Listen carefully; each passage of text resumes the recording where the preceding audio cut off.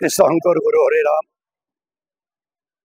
আজি আমাৰ হোজাই জিলাবাসী সমগ্ৰ ৰাইজ ইয়াত আপোনাসকলে জানিব পাৰিছে যে শ্ৰীমন্ত শংকৰদেৱ সংঘৰ এটা অতি শক্তিশালী সংগঠন, এটা সেৱা বাহিনী, কেন্দ্ৰীয় সেৱা বাহিনী আৰু শিশু আইমাতৃ কল্যাণ সমিতি। এই যুৱক যুৱতীসকল, শিশু আৰু আইমাতৃসকলক লৈ এই দুটা সংগঠন, শক্তিশালী সংগঠন শ্ৰীমন্ত শংকৰদেৱ সংঘৰ আছে। আমি শিশুসকলকো বাদ দিব নোৱাৰোঁ আৰু আইমাতৃসকলকো বাদ দিব নোৱাৰোঁ আৰু যুৱক যুৱতীসকলৰ কথাই নাই। গতিকে আমি প্ৰতি বছৰে এই শিশু যুৱ আৰু আইমাতৃ সন্মিলন মহা সমাৰোহেৰে আমি বিভিন্ন স্থানত পাতি আহিছোঁ। এইবাৰ 32 সংখ্যক, তাৰমানে ইতিমধ্যে 31খন শেষ হৈ গৈছে, 32 সংখ্যক কেন্দ্ৰীয় শিশু যুৱ আৰু আইমাতৃ সমাৰোহ হোজাই জিলা শাখাৰ ব্যৱস্থাপনাত আৰু আতিথ্যত আগন্তুক নৱেম্বৰ মাহৰ প্ৰথম সপ্তাহতে 3দিনীয়া কাৰ্যসূচীৰে ইয়াত অনুষ্ঠিত হ'ব। এই 2 নম্বৰ কাকীৰ এই অঞ্চলতে হ'ব আৰু ইয়াত এই বৃহৎ অনুষ্ঠানটো 3দিনীয়া কাৰ্যসূচীত বিভিন্ন আমাৰ 56খন জিলা শাখা আছে। এই জিলা শাখাৰ পৰা নিৰ্বাচিত 3টা-4টা গ্ৰুপকে আপোনাৰ সাহিত্য সংস্কৃতি বিশেষ প্ৰতিযোগিতাবিলাক হয় আৰু নাম প্ৰসংগ, এইবিলাক দিহানামৰ প্ৰতিযোগিতা হ'ব, আইমাতৃসকলৰ বক্তৃতা প্ৰতিযোগিতা হ'ব, বিভিন্ন প্ৰতিযোগিতা ইয়াত হয়, বৰগীতৰ প্ৰতিযোগিতা হ'ব, মানে সংস্কৃতিৰ প্ৰতিযোগিতা হয়, গীত নৃত্যৰ প্ৰতিযোগিতা হয়, তাৰপিছত আৰু মানে সাহিত্যৰ বহুতবিলাক প্ৰতিযোগিতা হয়, তাৰ লগতে আইমাতৃসকলৰ কিছুমান প্ৰতিযোগিতা হয়। এইবিলাক ইয়াত কৰিব বাচক বনিয়াই বচা মানে জিলা শাখাৰ পৰা নিৰ্বাচিত প্ৰতিনিধিবিলাকে আহি বাচক বনিয়া এই প্ৰতিযোগিতাসকলে আহি ইয়াত অংশগ্ৰহণ কৰে। গতিকে একৰকমকৈ অলিম্পিকৰ নিচিনা হয়, যেনেকৈ গোটেই জিলাবিলাকৰ পৰা বিভিন্ন ৰাষ্ট্ৰৰ পৰা মানে কোৱালিফাইড সেইসকলে গৈ পেলাই তাত বিভিন্ন এইবিলাকত অংশগ্ৰহণ কৰিব পাৰে। তেনেকৈ এইটো আমাৰ দুটা আছে, শ্ৰীমন্ত শংকৰদেৱ সংঘৰ বছৰত খুব দুটা ডাঙৰ অনুষ্ঠান হয়। এটা কেন্দ্ৰীয়ভাৱে হোৱা শিশু যুৱ আৰু আইমাতৃ, হয়তো মিনি অধিৱেশন বুলি কোৱা, বহুতবিলাক হাজাৰ হাজাৰ লক্ষ লক্ষ ভকতৰ আৰু বৈষ্ণৱৰ ইয়াত সমাৱেশ হয়। আৰু দ্বিতীয়টো আপোনালোকে জানে আমাৰ যিটো বাৰ্ষিক অধিৱেশন, এই দুটাই খুব ডাঙৰ অনুষ্ঠান। বাৰ্ষিক অধিৱেশন এখন মিনি অধিৱেশনৰ নিচিনা হয়। গতিকে ইয়াৰ আগৰ বছৰ 31 সংখ্যক আমাৰ ইয়াৰ ওচৰৰে কাৰ্বি আংলঙত হৈছিলে, আমাৰ বকৰীয়াঘাটত হৈছিলে, খুব সাফল্যমণ্ডিত হৈছিলে। কিন্তু এইখন জিলা শাখাই যোৱা বছৰ বিচাৰিছে, গাতে লগা জিলা। গতিকে তেখেতৰ উৎসাহ উদ্যম আছে, আমি তেখেতক এই অনুষ্ঠানটো দিছোঁ। গতিকে আমি আশা কৰিছোঁ আজি ইমান সুশৃংখলভাৱে, ইমান সুন্দৰ এটা পৰিৱেশত আমি শক্তিশালী আদৰণি সমিতি আৰু উপ সমিতিবিলাক গঠন কৰা হৈছে, কোনো বাক বিতণ্ডা নাই, সৰ্বসন্মতিক্ৰমে এখন হৈছে আৰু সকলো ইয়াত বিভিন্ন আমাৰ যিটো জনপ্ৰতিনিধি আছে, মানে জাতি বৰ্ণ ধৰ্ম নিৰ্বিশেষে সকলোৱে ইয়াত নেতৃবৃন্দ আহি ইয়াত সমবেত হৈছে আৰু সকলোৱে ইয়াত সহায়ৰ হাত আগবঢ়াই দিছে। আমি আশা কৰিছোঁ আগন্তুক যিখন ইয়াত কেন্দ্ৰীয় শিশু যুৱ আইমাতৃ সমাৰোহ অনুষ্ঠিত হ'ব, এখন জাকত জিলিকা মানে সাফল্যমণ্ডিত, সকলো দিশতে সৰ্ব দিশতে সফল এখন ইয়াত এই অনুষ্ঠান মানে যুৱ সমাৰোহ, কেন্দ্ৰীয় শিশু যুৱ আইমাতৃ সমাৰোহ অনুষ্ঠিত হ'ব আৰু আগৰ পূৰ্বৰ সকলো অভিলেখ ভংগ কৰি নতুন অভিলেখ সৃষ্টি কৰিবৰ কাৰণে সমৰ্থ হ'ব। আমাৰ এইটো নৱেম্বৰ মাহৰ 6, 7, 8 অহা নৱেম্বৰ 3দিনীয়া কাৰ্যসূচী হয়। 6 তাৰিখৰ পৰা আৰম্ভ হ'লে মোটামুটিকৈ আমাৰ 5 তাৰিখৰ পৰাই সমাগম হোৱা আৰম্ভ কৰে। গতিকে আমাৰ আদৰণি সমিতি এনেকুৱাকৈ মানে ধৰি লওক আমাৰ কাৰ্যনিৰ্বাহকজন সমিতি, আমাৰ 4তৰপীয়া মানে সমিতি থাকে, এখন সাধাৰণ পৰিষদ থাকে। সাধাৰণ পৰিষদ হাজাৰ হ'ব পাৰে, ইমান কথা নাই। আজি যিমানবিলাক ইয়াত আহিছে সকলো দল সংগঠনৰ মানুহবিলাক আমাৰ সাধাৰণ পৰিষদ হিচাপে থাকিব আৰু যিমানবিলাক আঞ্চলিক আছে আমাৰ হোজাই জিলা অন্তৰ্গত, সেই হোজাই জিলা অন্তৰ্গত সভাপতি সম্পাদকসকল, প্ৰাথমিকৰ সভাপতি সম্পাদকসকল আমাৰ এইবিলাকত থাকিব, তাৰমানে সাধাৰণ পৰিষদ থাকিব। তাৰ ওপৰত কিছুমান উপ সমিতি থাকে, আমাৰ 21খন উপ সমিতি তেখেতসকলে আজি কৰিছে। উপ সমিতিৰ এজন সভাপতি, এজন সম্পাদক, এজন উপ সভাপতি, এজন সহকাৰী সম্পাদক থাকে। তাৰ সভাপতি সম্পাদকসকলে 21খন কৰিছে। 21খনত মোটামুটি ধৰি লওক 2জনকৈ যদি ধৰোঁ, তেতিয়াহ'লে 21খনত আপোনাৰ 42জন সদস্য থাকিব। সেই তেওঁ আমাৰ এখন কাৰ্যনিৰ্বাহক তেওঁলোক সদস্য হ'ব।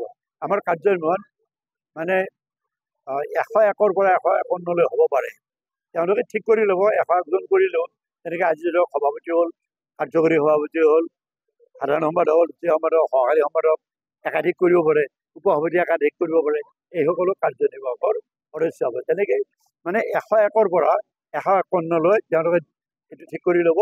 আৰু এখন উপসমিতিত 21 জন কৰিছে, এখন উপসমিতি 21 জনৰ পৰা 51 জনলৈ এই উপসমিতিৰ সদস্য নিৰ্বাচিত হ'ব পাৰে, সেইটো তেওঁলোকে কৰিব। আৰু এখন তাৰ ওপৰতো এখন কৰ্ণধাৰ সমিতি থাকে। এই কৰ্ণধাৰ সমিতি হয়তো বৰ বেছি মানুহ নাথাকে, 15 জন মানে 11 জনৰ 15 জন থাকে। তাত কোন কোন হ'ব কৰ্ণধাৰ সমিতিৰ সভাপতি সম্পাদক কোন হ'ব? জিলা সভাপতি সম্পাদক সভাপতি হয়।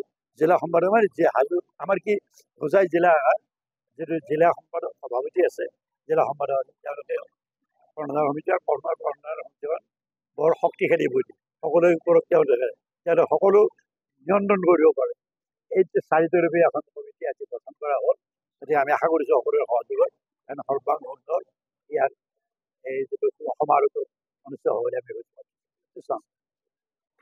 কৃষ্ণ জয়গুৰু শংকৰ শ্ৰীমন্ত শংকৰদেৱ সংঘৰ 29 সংখ্যক কেন্দ্ৰীয় শিশু যুৱ আইমাতৃ সমাৰোহভাগ 2025 চনৰ নৱেম্বৰ মাহৰ প্ৰথম সপ্তাহত এইবাৰ হোজাই জিলা শাখাৰ শ্ৰীমন্ত শংকৰদেৱ সংঘৰ এখন অন্যতম শক্তিশালী জিলা হোজাই জিলা শাখাত অনুষ্ঠিত হ'ব। আৰু এই উদ্দেশ্যে আজি হোজাইৰ 2 নং কাকী শ্ৰীমন্ত শংকৰদেৱ বিদ্যালয় প্ৰাংগণত শ্ৰীমন্ত শংকৰদেৱ সংঘৰ হীৰৰ মুকুট মহামান্য পদাধিকাৰ মহাপুৰুষ শ্ৰীমন্ত শংকৰদেৱ বিশ্ববিদ্যালয়ৰ সন্মানীয় আচাৰ্য অসমৰ এগৰাকী বিশিষ্ট শিক্ষাবিদ মাননীয় শ্ৰীযুত ভৱানন্দ ডেকাবাবুৰ সভাপতিত্বত এখন বিশাল ৰাজহুৱা সভা অনুষ্ঠিত হৈ যায়। আজি এই সভাত হোজাই বিভিন্ন দল সংগঠন অনুষ্ঠান প্ৰতিষ্ঠানৰ লগতে হোজাইবাসী ৰাইজ উপস্থিত থাকে। আৰু ইয়াত প্ৰায় হাজাৰতকৈ উপস্থিত ভকতৰ উপস্থিতিত আজি ৰাজহুৱা সভাখন অনুষ্ঠিত হয়। আৰু আজি ৰাজহুৱা সভাৰ উপস্থিতিৰ জৰিয়তে আমি এটা কথা অনুভৱ কৰিছোঁ যে এখন সফল সমাৰোহ এইবাৰ হোজাই জিলা শাখাৰ জৰিয়তে আমি উপহাৰ লাভ কৰিম। আৰু পূৰ্বৰ যিবিলাক আমাৰ অভিলেখ অনুষ্ঠান অনুষ্ঠিত কৰাৰ ক্ষেত্ৰত শ্ৰীমন্ত শংকৰদেৱ সংঘই যি ধৰণে পৰিপাটি কৰি অনুষ্ঠান কৰি আহিছে, এই ধৰণৰ পূৰ্বৰ সকলো অভিলেখ এইবাৰ ভংগ কৰি এইবাৰ আৰু অধিক উন্নত মানদণ্ডৰ এখন সমাৰোহ এইবাৰ আমি হোজাইত সকলোৱে লাভ কৰিম বুলি আমি আশা প্ৰকাশ কৰিছোঁ। আৰু লগতে এটা কথা অনুভৱ কৰোঁ যে শ্ৰীমন্ত শংকৰদেৱ সংঘই এই ধৰণৰ অনুষ্ঠান অনুষ্ঠিত কৰি শিশুসকলৰ মাজত, যুৱক যুৱতীসকলৰ মাজত, আইসকলৰ মাজত যিসকল সুপ্ত প্ৰতিভা, এই প্ৰতিভাবিলাকক বিকাশ কৰিবৰ কাৰণে শংকৰদেৱ সংঘই এই ধৰণৰ অনুষ্ঠান অনুষ্ঠিত কৰি আহিছে। আৰু এই অনুষ্ঠানৰ জৰিয়তে যুৱক যুৱতীসকলক লৈ বিশেষকৈ সমাজৰ উত্তৰণৰ ক্ষেত্ৰত, সমাজ এখন সুন্দৰ কৰাৰ স্বাৰ্থত যুৱক যুৱতীসকলক আধ্যাত্মিক বাতাবৰণৰ লগতে সমাজখন সুন্দৰ কৰিবৰ কাৰণে যিখিনি কথা বতৰা, এই কথা বতৰাখিনি এই ধৰণৰ সমাৰোহত অতি বলিষ্ঠভাৱে, অতি শক্তিশালীভাৱে আলোচনা হয়। আৰু শংকৰদেৱ সংঘই এই চিন্তা চৰ্চা আগত লৈ ভৱিষ্যতৰ কাৰ্যপন্থা হাতত লয়। গতিকে আমি আশা কৰিম আহিবলগীয়া ভৱিষ্যতৰ আমাৰ 2025 চনৰ নৱেম্বৰ মাহৰ প্ৰথম সপ্তাহত অনুষ্ঠিত যি সমাৰোহ হ'ব, এই সমাৰোহে শংকৰদেৱ সংঘৰ বাবে নহয়, অসমৰ সমাজ জীৱনৰ বাবে এক নতুন বাৰ্তা হিচাপে প্ৰতিষ্ঠা লাভ কৰিব। কৃষ্ণ। শ্ৰীমন্ত শংকৰদেৱ সংঘৰ 32 সংখ্যক কেন্দ্ৰীয় শিশু যুৱ আইমাতৃ সমাৰোহভাগ এইবেলি হোজাই জিলা শাখাত অনুষ্ঠিত হ'ব 2 নং কাকীত। আৰু সেই উদ্দেশ্যে আজি ৰাজহুৱা সভাত আদৰণি সমিতি গঠন কৰা হৈছে। 31 জনীয়া সদস্যৰে মূল আদৰণি সমিতি গঠন হ'ব আৰু ইয়াত 25খন উপসমিতি থাকিব। এই সভাত শ্ৰীমন্ত শংকৰদেৱ সংঘৰ সন্মানীয় পদাধিকাৰ, প্ৰধান সম্পাদক আৰু কেন্দ্ৰীয় বিষয়ববীয়া বাপ সমস্ত আছে। কেন্দ্ৰীয় সেৱা বাহিনীৰ মুখ্য অধিনায়ককে প্ৰমুখ কৰি বিষয়ববীয়া সমস্তৰ উপস্থিতিত আৰু হোজাই জিলা শাখাৰ বিষয়ববীয়া বাপ সমস্ত আৰু বিভিন্ন দল সংগঠন, জাতি জনগোষ্ঠীৰ লোকসকলৰ উপস্থিতিত এই অনুষ্ঠানটো যে ইয়াত অনুষ্ঠিত হ'ব, সেইটো আজি নিশ্চিত কৰি এখন আদৰণি সমিতি গঠন কৰা হৈছে। আমি সমূহ ৰাইজৰ উপস্থিতি, সহায় সহযোগিতা আহ্বান জনাইছোঁ। আমি আশা কৰিম শ্ৰীমন্ত শংকৰদেৱ সংঘৰ হোজাই জিলা শাখাত অনুষ্ঠিত হোৱা এই সমাৰোহভাগি সৰ্বতোপ্ৰকাৰে সাফল্যমণ্ডিত কৰিবৰ বাবে হোজাই জিলা আৰু কাকীবাসী সমূহ ৰাইজে আমাক খুবেই আন্তৰিকতাৰে সহায় সহযোগিতা কৰিব। আৰু আমি হোজাই জিলা শাখা তৰফৰ পৰা সমস্ত জনলৈকে আমি আহ্বান জনাইছোঁ, সকলোৱে যাতে আমাক সহায় সহযোগিতা কৰি এই অনুষ্ঠানভাগি সৰ্বাংগ সুন্দৰভাৱে সাফল্যমণ্ডিত কৰাত সহায় আগবঢ়ায়।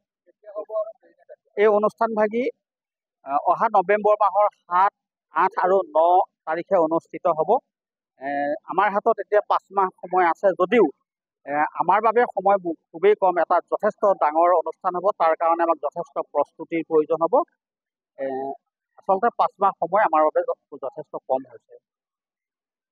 যিকোনো খবৰৰ বাবে যোগাযোগ কৰক 7099017330 লগতে 7099017110 নম্বৰত।